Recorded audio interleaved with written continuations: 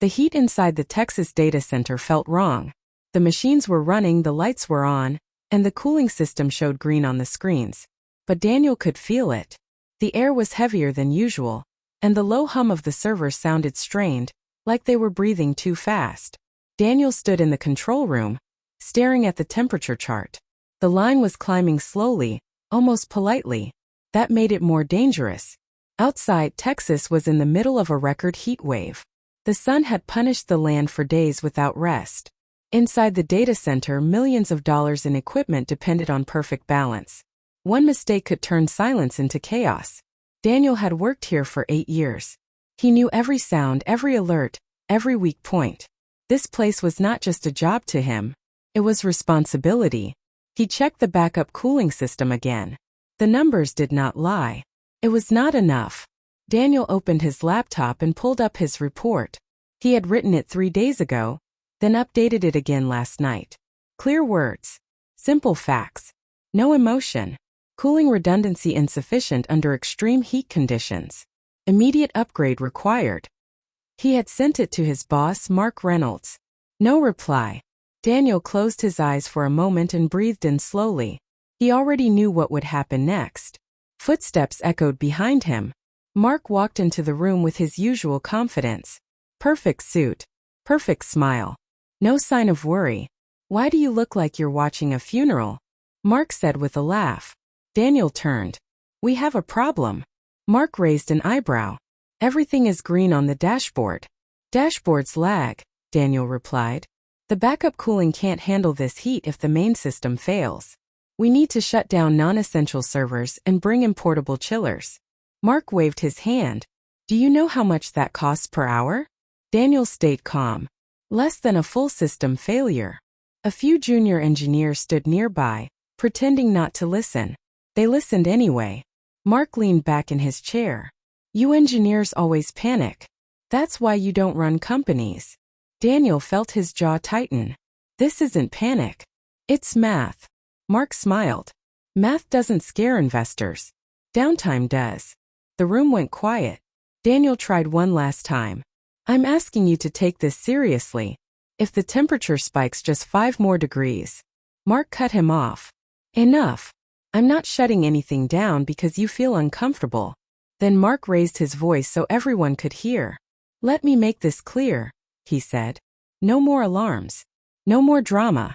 If something breaks, we fix it. That's your job." The words hit harder than Daniel expected. Mark walked out, confident and relaxed.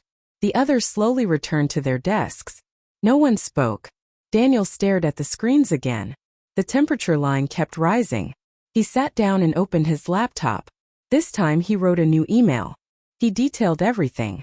The risks, the probabilities, the exact outcomes if failure occurred. He attached logs, graphs, and timestamps. He sent it not only to Mark but also to compliance, operations, and legal. Then he saved a copy to a private drive. Daniel did not smile. He did not feel proud. He felt tired.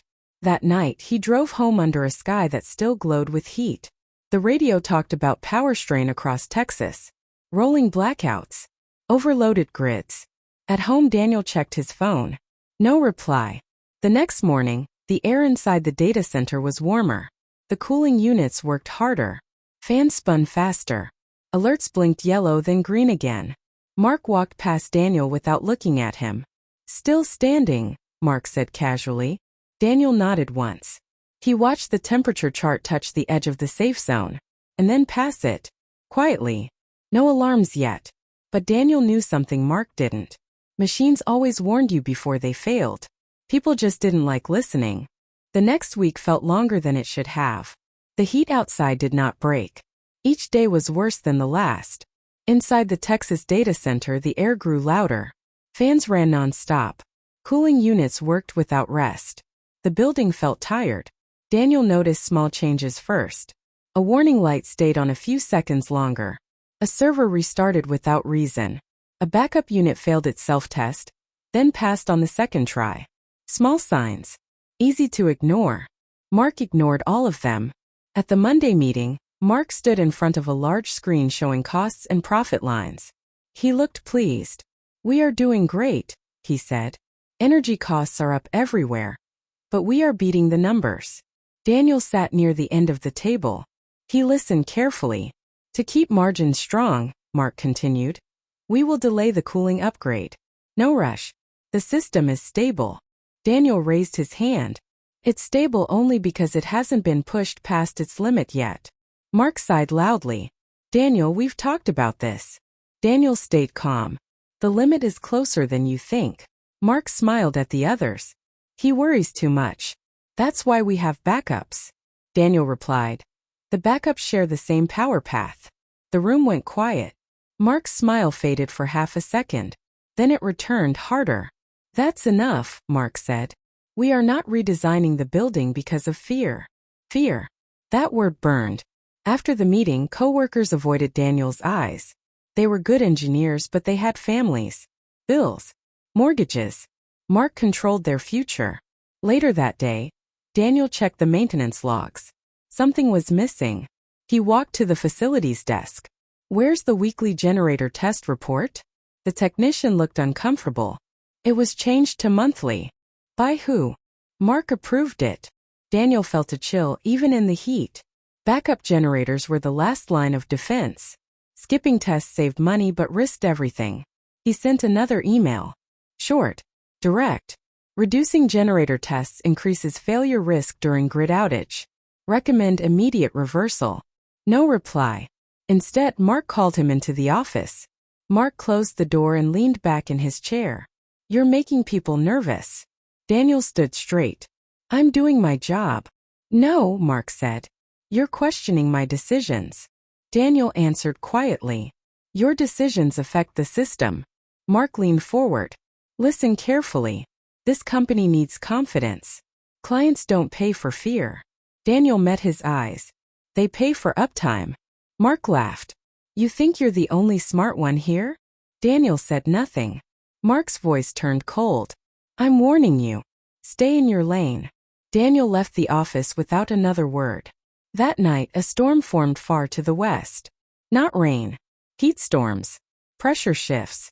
The kind that stress power lines and cause sudden drops. Daniel watched the grid alerts from home. Texas was close to rolling outages again. He packed a bag and returned to the data center before midnight. Inside, the building felt different. Too quiet in some places. Too loud in others. At 2:14 a.m., the main cooling system logged a minor fault. It recovered in 20 seconds. At 2:16 a.m., one backup chiller failed to start. Daniel recorded everything. At 3:01 a.m., the power flickered. Just once. Daniel's heart slowed, not sped up. He knew this moment would come. He called Mark. No answer. He sent a text. We are approaching failure conditions. Please authorize controlled shutdown now. No reply. By morning, Mark arrived smiling, coffee in hand. See? Mark said. Still standing. Daniel pointed at the screen. Barely. Mark glanced at it and shrugged. Then fix it. Daniel nodded. I already did what I can. Mark frowned. What does that mean? Daniel answered calmly. I documented everything. Mark waved him off and walked away. But for the first time, Mark looked uncertain. Outside, the heat climbed again. Inside, the systems leaned closer to the edge. And Daniel stopped trying to convince anyone. He had done his part. Now the system would do the rest. The day started with silence. No alarms. No flashing red lights. Just the steady hum of machines working harder than they should. To most people, everything looked normal. Daniel knew better. He stood in the control room early that morning, coffee untouched. The temperature graph sat just below the danger line, like a hand hovering over fire. Outside, Texas baked. The heat wave had broken records. Power usage across the state was at its highest level in years. At 9:17 a.m., an alert appeared. Grid instability detected. Daniel opened the report. The power company warned of possible rolling outages. Shortcuts. Sudden drops. He forwarded the alert to Mark with one sentence. If the grid drops, the generators must start cleanly. They haven't been fully tested. Minutes passed. Nothing. At 10:03 a.m., Daniel sent one final message. This is my last recommendation. Begin controlled shutdown of non-critical servers now. He stared at the screen after hitting send. His chest felt heavy, but his mind was clear. That was it. He leaned back and opened a new folder on his laptop. Inside were weeks of notes, emails, logs, and reports. Dates, times, names. Daniel backed everything up to a secure external drive. Then he waited. Around noon, clouds gathered far away, not bringing rain, only pressure. The kind that made power lines shake and transformers strain. The lights flickered. Just for a moment. In the control room, several engineers looked up. "It's fine," Mark's voice came over the intercom. "Stay focused." Daniel checked the generator panel. One unit failed to report ready status. Another showed delayed response. At 12:41 p.m. the power dipped again. This time longer. The main cooling system paused. 3 seconds. 4. 5.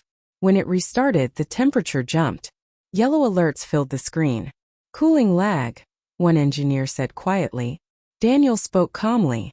"Log everything." At 12:58 p.m. the grid dropped. The building went dark. For half a second the room held its breath. The generators roared to life. Then one stopped. Then another. 2 generators picked up the load late. Too late. The cooling units stalled. Heat surged through the server halls like a wave. Red alerts exploded across the monitors. "Temp rising fast," someone shouted. Daniel moved quickly but without panic. He issued commands, shut down what he could, isolated sections. But the system was already past its limit. In the server room, metal groaned. Fans screamed. Hot air poured out as if the building itself was gasping. At 1:07 p.m. the first rack shut down. At 1:09 p.m. a second followed. Then 10 more. Mark burst into the control room, face pale. "What's happening?" he demanded. Daniel didn't look at him. "Exactly what I warned about. Fix it," Mark shouted. Daniel turned slowly. "There is no fixing this now." Mark's voice cracked. "Why didn't you stop this?" Daniel's tone stayed flat. "I tried. Repeatedly. The temperature passed safe limits. Automatic shutdowns triggered across the facility. Client systems dropped offline. Phones began ringing. Emails flooded in. Mark stood frozen. Daniel stepped back from the console. He had done everything right. Every step. Every warning. At 1:23 p.m. the data center went silent. No hum. No glow. Just heat and stillness. Later that afternoon, news alerts began appearing online. Major Texas data center outage impacts multiple companies. Mark sat in his office staring at his phone. Daniel sat at his desk writing one final report. He attached all previous warnings. He sent it to legal, compliance, and the board.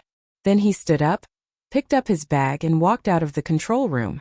Behind him the building felt empty. The point of no return had passed. And now the truth would surface. The silence did not last long. Within minutes of the shutdown, the phones began ringing again. This time they did not stop. Client after client tried to reconnect. Systems failed to respond. Dashboards showed red across the board. Outside the building, emergency vehicles arrived.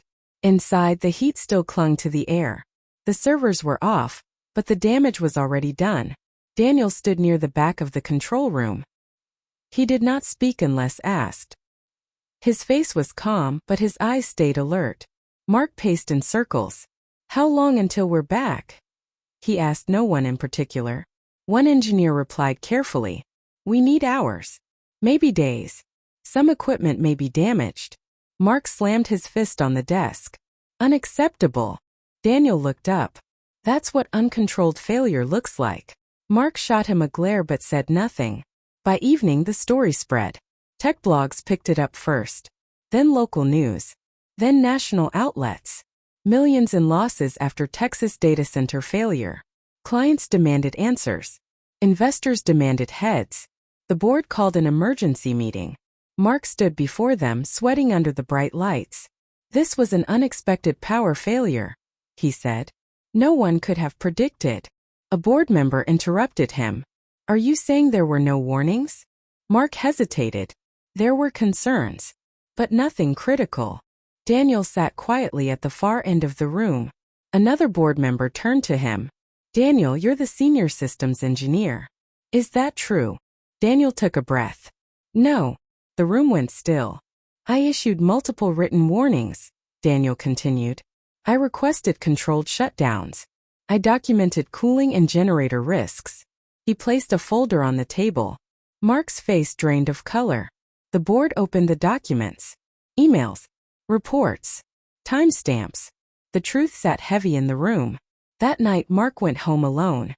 Outside, reporters waited. Inside his house, Mark poured a drink and stared at the wall. His phone buzzed non-stop. He didn't answer. At the data center, repair crews worked through the night. Burned parts were removed. Damaged servers were stacked like broken bones. Daniel walked through the server hall once more. The smell of overheated metal lingered. He felt no joy. No victory. Only quiet. The next morning, Mark was suspended. The company released a statement. Failure due to internal mismanagement and ignored risk assessments. Mark's name was not mentioned, but everyone knew. Legal teams arrived. Auditors requested full access. Regulators asked questions. Daniel answered each one clearly. Simply. Honestly. Mark sent Daniel a message. We need to talk. Daniel did not reply. The company's stock dropped. Clients left. Lawsuits followed. Mark's reputation collapsed faster than the servers ever did. In the weeks that followed, the board restructured leadership. Safety budgets were restored. Policies rewritten. Daniel was offered a promotion. He declined. He had already learned something important. Power without listening always breaks. One afternoon, Daniel walked past Mark's old office. It was empty. The door open. The nameplate gone. The building hummed again, but it sounded different. Careful. Respectful. Daniel stopped and looked back once. The price had been paid. And it was never just about revenge. It was about truth. The questions did not stop. After the data center failed, investigators filled the building. Some wore company badges. Others carried government IDs. They moved slowly, carefully, as if the walls could still tell secrets. Daniel spent most of his days in small rooms with no windows, answering the same questions again and again. When did you first notice the risk? How often did you report it? Who approved the final decision? Daniel answered each one in the same calm voice. He never raised it. He never rushed. He did not need to. The evidence spoke for him. Every email he had sent was printed. Every report was logged. Even the times he was ignored were documented. The investigators noticed a pattern quickly. Warnings went in. Silence came out. Mark's name appeared again and again. In another part of the building, Mark sat in his own meetings. His tone was very different now. He blamed the heat, the grid, bad luck. But the investigators asked harder questions. Why were generator tests reduced? Why was the cooling upgrade delayed? Why were warnings dismissed? Mark's answers grew shorter. I don't recall. That was a team decision. We trusted the system. The system did not defend him. During one long afternoon, a senior investigator placed 2 emails on the table. One was from Daniel. Extreme risk under sustained heat. Failure likely without action. The second was Mark's reply. Stop creating panic. Focus on performance. Mark stared at the paper. For the first time, he had no words. Outside the investigation rooms, rumors spread through the company. Employees whispered in hallways. People avoided Mark's name. Daniel noticed something else. People started listening to him. Engineers asked his opinion again. Managers asked for his review before making changes. The building felt different. Quieter. Slower. Smarter. Weeks passed. Then the board released its findings. Negligence confirmed. Warnings ignored. Cost-cutting prioritized over safety. Mark was officially terminated. Not suspended. Not reassigned. Gone. The news hit hard. Industry blogs shared the story. Comment sections filled with anger and mockery. Mark tried to defend himself online. No one listened. The same thing he had done to Daniel. At home, Mark sat alone, watching interviews about a disaster everyone connected to his name. Meanwhile, Daniel received another offer. This one was different.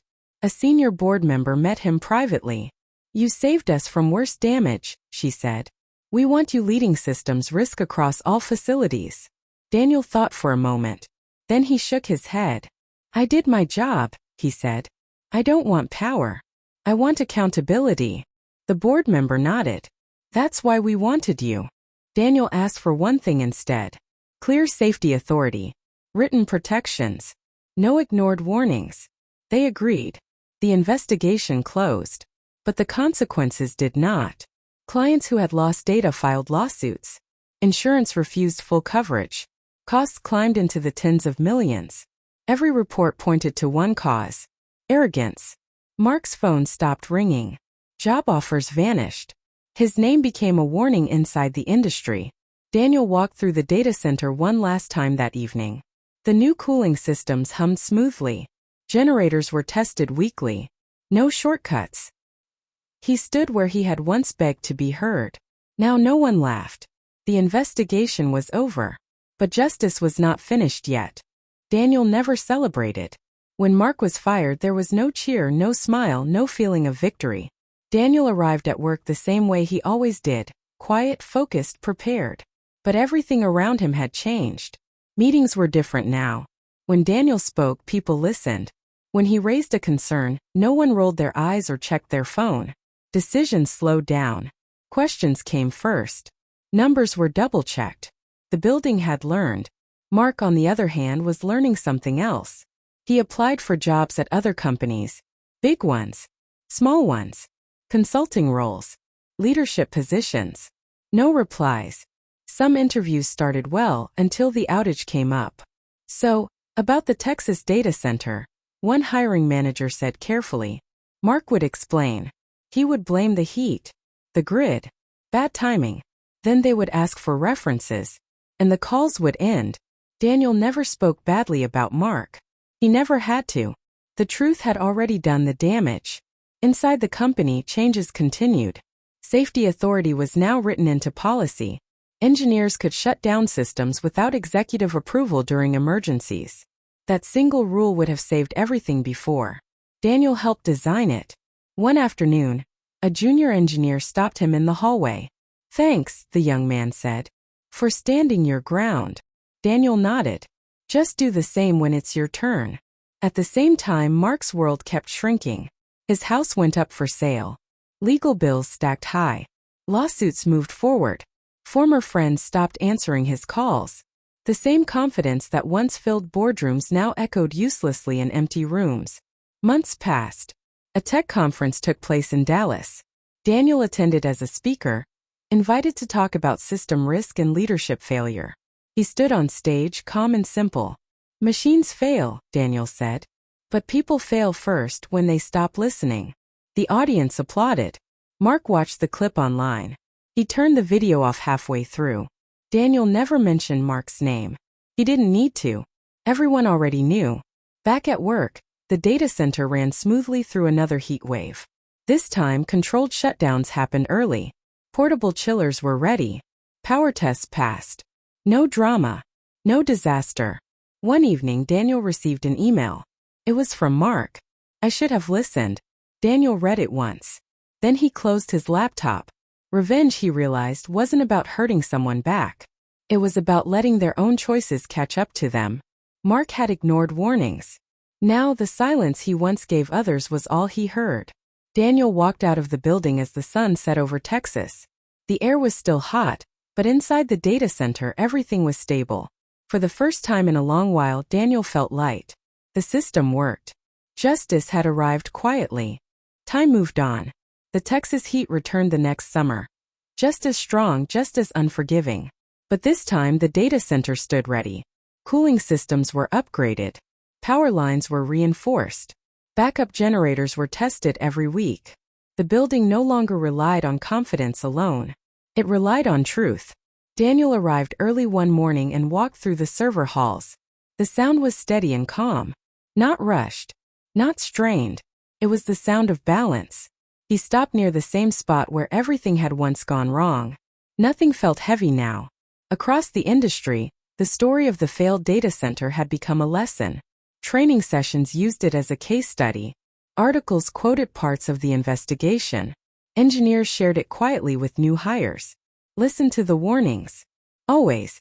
Mark's name was rarely spoken, but when it was, it carried weight. Not power. Wait. Mark lived in a smaller apartment now, far from boardrooms and offices. He worked short-term contracts that never lasted. Companies saw his past and hesitated.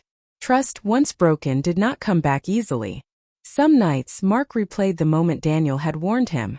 The calm voice. The clear words. The chance he had brushed aside. Arrogance had felt strong back then. Now it felt empty. Daniel, meanwhile, turned down interviews and praise. He stayed where he was useful.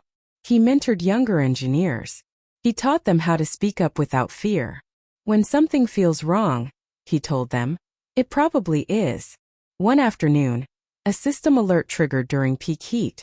Nothing serious. Just a rising temperature in one section. The team reacted instantly. Servers were shifted. Cooling was adjusted. Load was reduced. Crisis avoided. Daniel watched quietly from the back of the room. This was the real reward. No headlines. No revenge speech. Just a system that listened. Months later, Daniel received a message from a university asking him to speak to engineering students. He accepted. Standing in front of the class, he kept his message simple. Skills matter, he said, but character matters more. A student raised a hand. What do you do when your boss ignores you? Daniel paused. You protect the truth, he said, even if it costs you. The students nodded. Outside the classroom, life went on. Mark scrolled through job listings late at night. Daniel reviewed system reports early in the morning. Both men lived with the results of their choices. One had chase control. The other had trusted responsibility. The price had been paid in full. The data center stood strong. The warning had been heard. Too late for one man, but just in time for everyone else. And that was enough. End of story.